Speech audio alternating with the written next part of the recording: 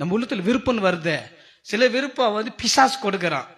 ரோட்ல போற பையனை பார்த்து விரும்புனா யாரு கொடுக்கறது? கத்த வெளிப்பாடு கொடுத்துட்டாரா? சொல்லுங்க தயவு செய்து. இன்னொருத்தனுடைய பொருளை நீங்க விரும்புறீங்கன்னா அது யாரு கொடுக்கறது? ஏசாமி கொடுக்கறாரா? இப்ப இந்த பேனை ரொம்ப நல்லா இருக்குது, இது எந்த இது நான் யூஸ் பண்றது, நீ விரும்பினா அது கர்த்தருடைய விருப்பமா? இச்சை இது மாம்ச இச்சை. இது கொடுக்கறது யாரு?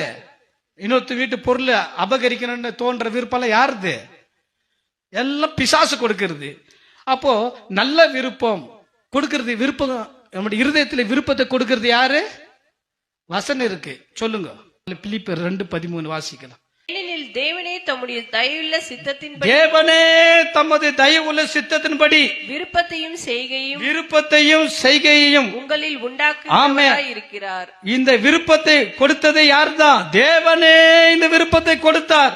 தேவனே தம்முடைய தயவுள்ள சித்தத்தின்படி விருப்பத்தையும் செய்கையும் உங்களில் உண்டாக்குகிறவ இருக்கா. என் இருதயத்துல இந்த விருப்பத்தை உண்டாக்குறது யாரு? தேவனே உண்டாக்கினார். அப்போ உனக்கு ஆத்மாதாயம் பண்ணணும் உனக்கு விருப்பம் இல்லைன்னா அப்போ தேவன் உனக்கு அந்த உண்டாக்கல. வேற பிசாசு ஏதோ உண்டாக்கிட்டு இருக்கிறான், வேற ஏதோ விருப்பம் இருக்கு. உனக்கு கடவுள் மேல அந்த விருப்பம் இல்ல. ஆத்மாதாயம் அழிந்து கொண்டிருக்கிற மக்கள் உன்னை குறித்து உன் குடும்பத்தை குறித்து சுவிசேஷத்தை சொல்லணும், ஜெபிக்கணும், இது குறித்து விருப்பம் இல்லைன்னா அப்ப இன்னும் அந்த விருப்பத்தை நீ இன்னும் அடையில பெற்றுக்கொள்ளல. உன்னை நீயே ஏமாத்தின்னு இருக்கிற. தேவனே விருப்பத்தை நம்முடைய இருதயங்களில் உண்டாக்கி இருக்கிறார். அவருடைய பரிசுத்த நாமத்திற்கு கோடான கோடி ஸ்தோத்திரம்.